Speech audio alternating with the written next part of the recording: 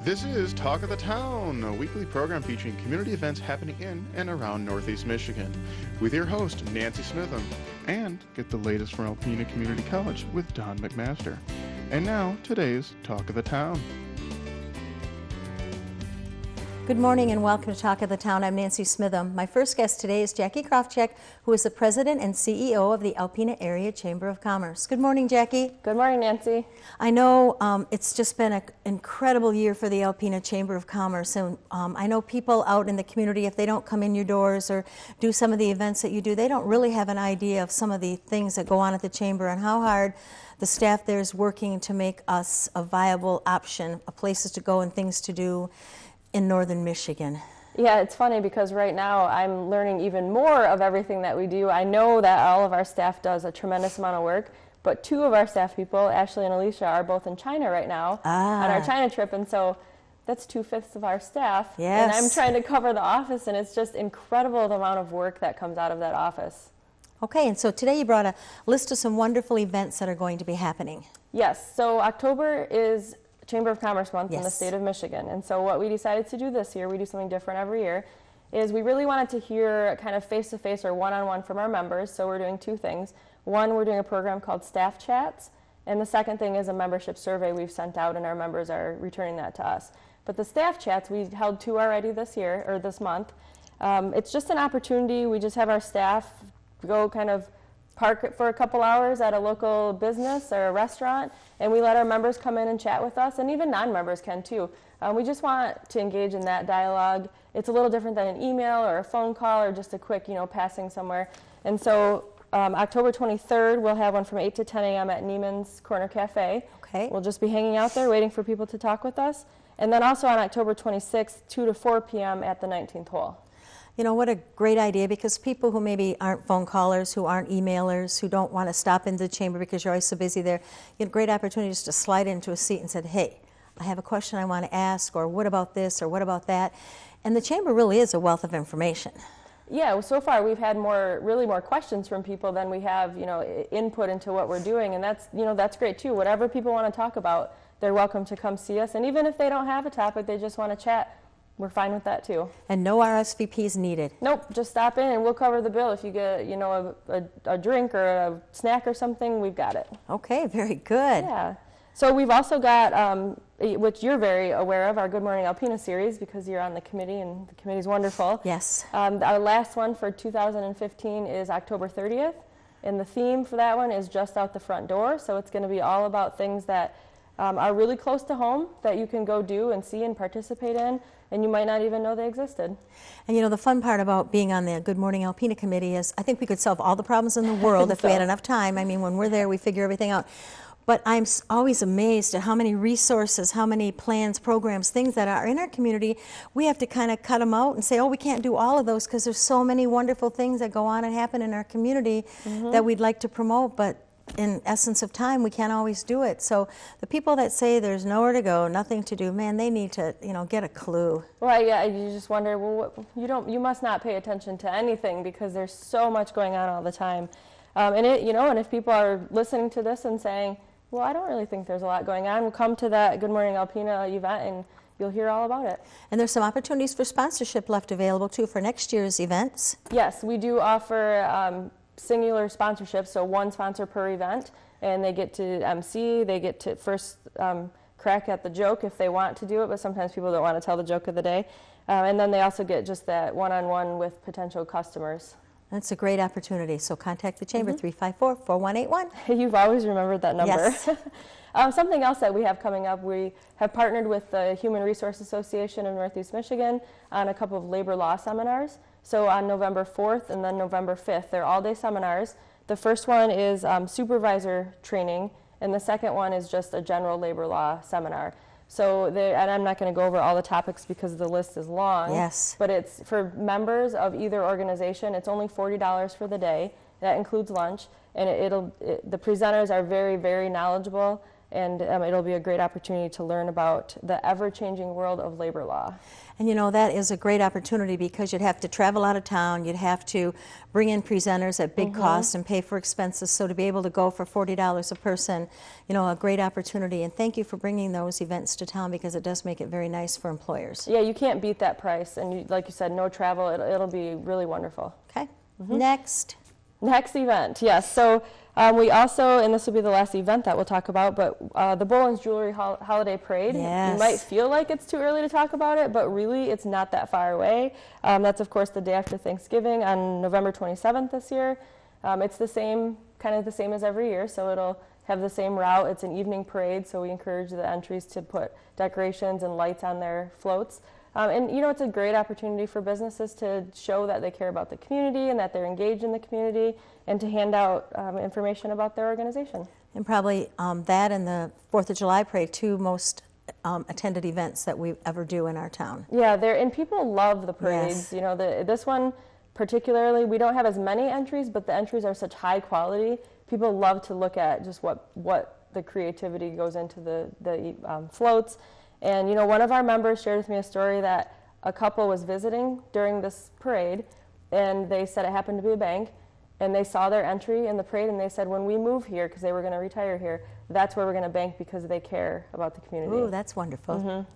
And so they can go online to find all the rules and regulations? Yes, there is a page of rules and guidelines, just, you know, to keep it safe and fun, and that is at alpenachamber.com. Okay, we have about 2 minutes left. Okay, so I would like to talk about the truck route real quick. There is a public information or public input session with the city on the 19th at 7 p.m.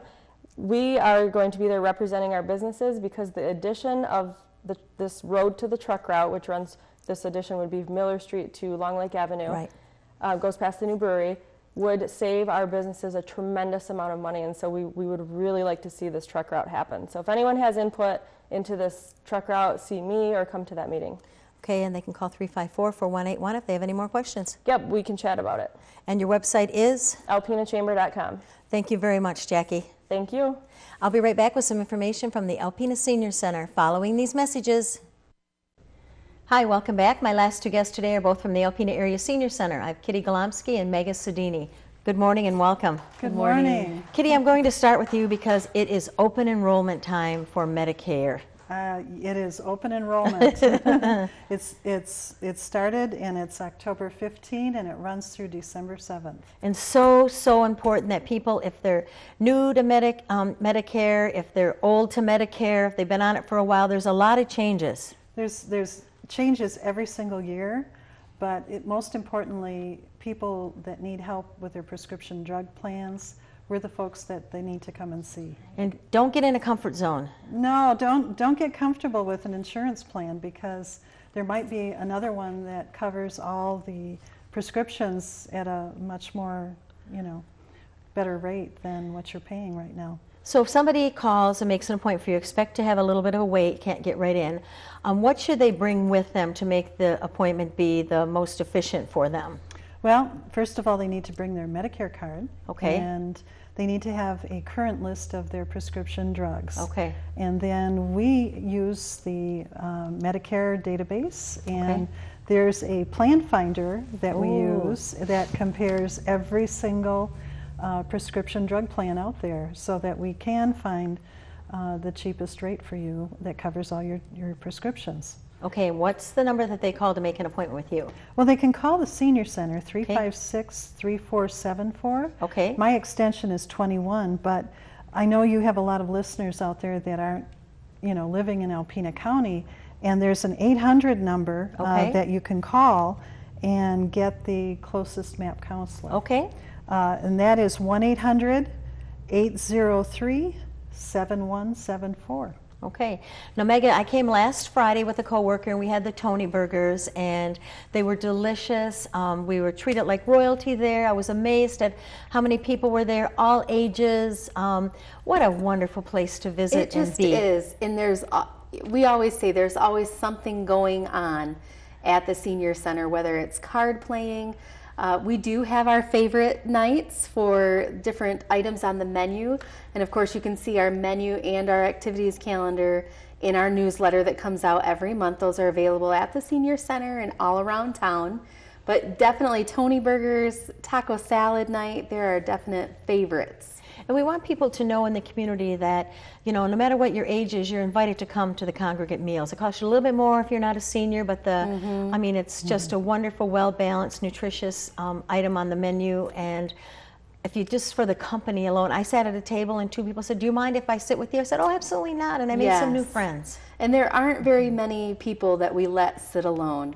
You see, we don't even have to orchestrate that. It just happens naturally because people come in, they want to be with each other. It's why they're there. They've probably been at home alone most of the day, and so to come in and see friendly faces and be able to do things that they enjoy, from Wii bowling. They play a really cool game called Mahjong. I saw them playing that on Friday. And there's a gal there who just loves to teach people the game and can sit and watch the game to see how it goes. But even if you're just interested in picking up a new card type, Spitzer, Euchre, Bridge, Pinochle, they do it all. And just, you know, just the camaraderie and the fellowship in the room was just unbelievable, just to sit there and eat. And we always try to plan special events that are mostly geared towards seniors. We have a couple of things coming up. We take bus trips tomorrow. Our bus is going to Kanabis. We do these trips at little or no cost if we can to seniors. And of course, all of this information is in our newsletters, but the trip to Kanabis is going to be great. We also have another trip coming up in November down to the Wurtsmith Air Force Base in Oscoda to take a tour down there. We'll get into the museum. We'll get to see their newest hangar. Probably get to see a 747. Yes. So that's just something really special to do for particularly our veterans. And then, of course, at the end of the month, coming up, we have a soup and salad card party fundraiser on October 22nd. We have raffle items and different things that will make that card party a lot of fun. It's going to be a great event. Coming up at the very end of the month, we have a Halloween dance on October 30th. So we have a couple of games. We have live music planned with the Over the Hill Band.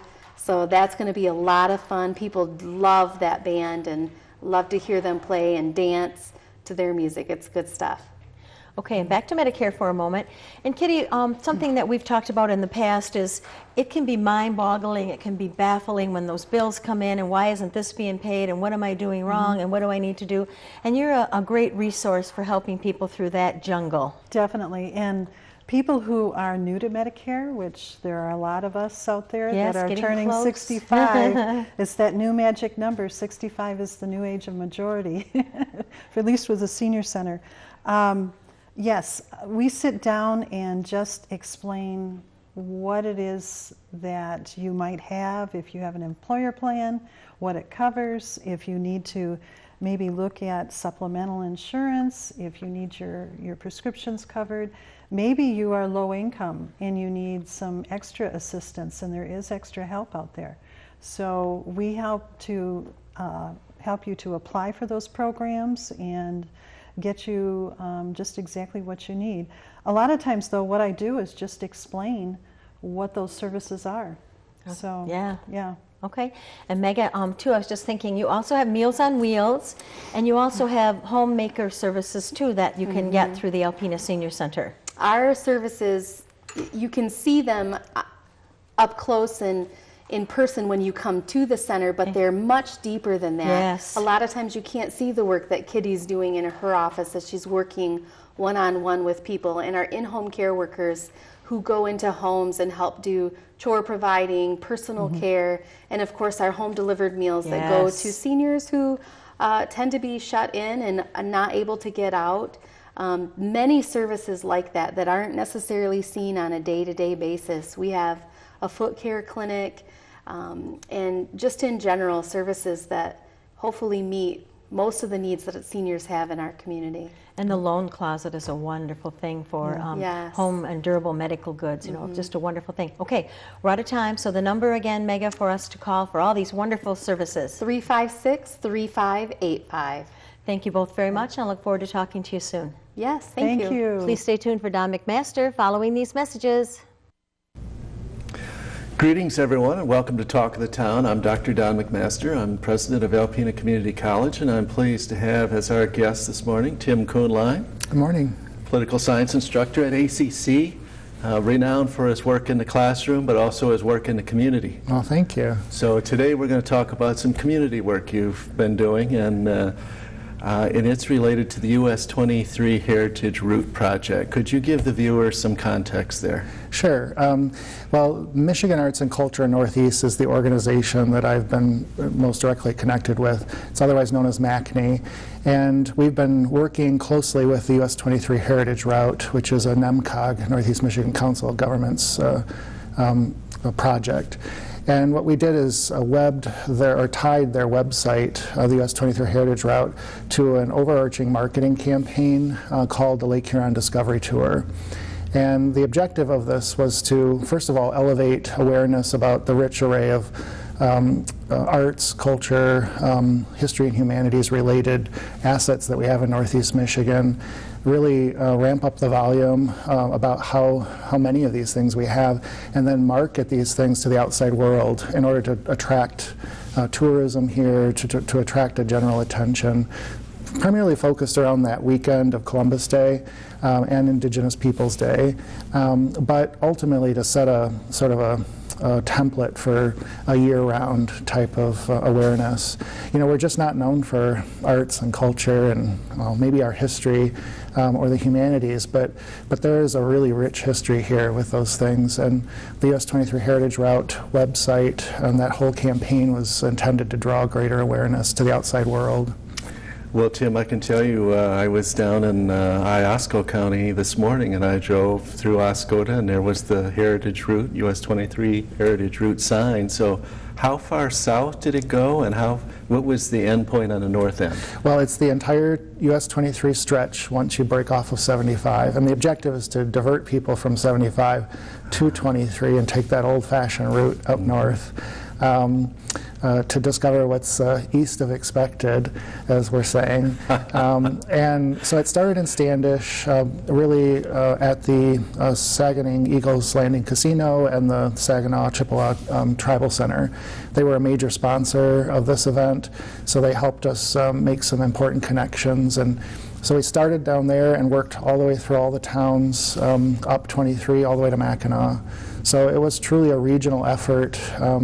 We've had tremendous response from this. Not only was it a beautiful weekend, and not only did we have a lot of our partners in the region, you know, there are 1,500 assets, organizations identified on this website, that from hotels to restaurants and museums and art galleries, that we're all working very closely together to make this a truly region-wide event. What a good thing for NEMCOG to be doing. That's great. Yeah. So in the Alpena area, where most of our viewers are, what were some of the attractions?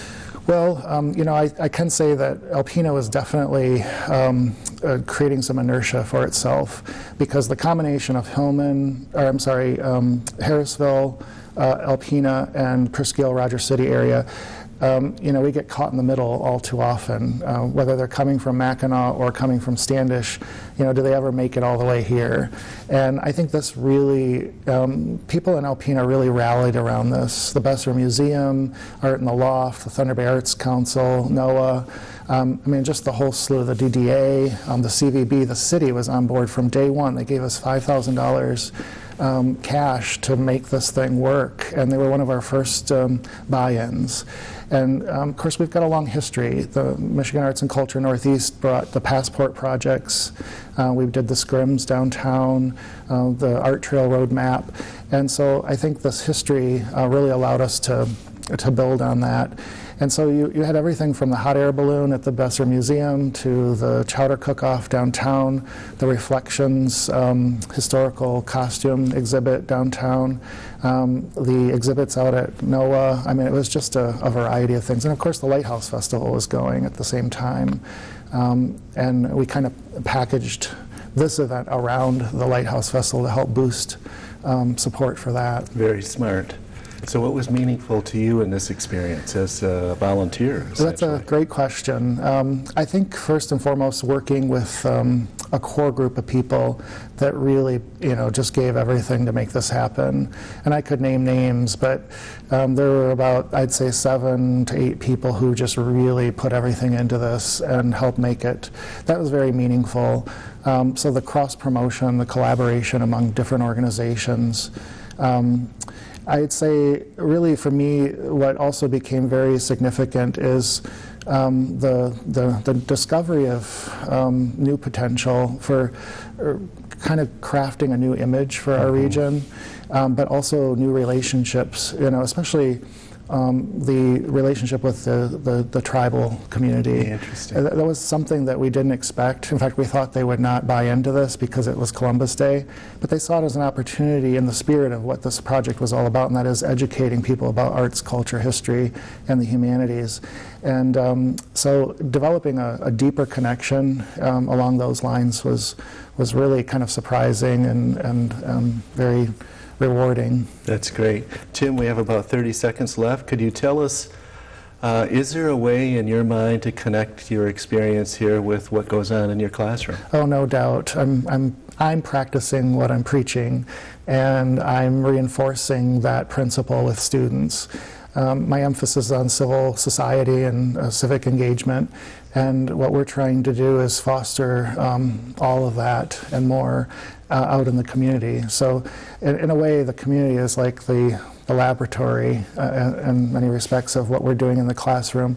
Obviously getting the students to see this and to pursue their own paths of engagement is the bridge that I try to make. Wonderful. Did you have any students involved? Oh yeah, they all were offered extra credit to explore any event on the calendar for that weekend. I'm getting lots of those reports back now, and as would be expected, I think people were pleasantly surprised at what we have to offer here in Northeast Michigan. It's right under our feet, and sometimes we take it for granted.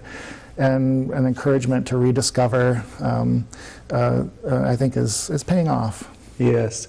Well, thank you for your efforts, Tim, on that project. It sounded like a great community bonding event. Thank you. It's indicative of your efforts on behalf of the community and the college. We thank you for that. And I thank you for watching. Stay tuned next week for Talk of the Town.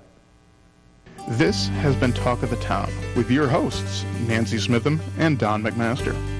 For a list of events taking place in Northeast Michigan, please visit our website at wbkb11.com and click on the community link.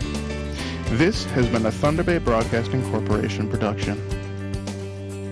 The Talk of the Town furniture and set design are provided by Young Appliance Art Van Furniture on US 23 South in Alpena.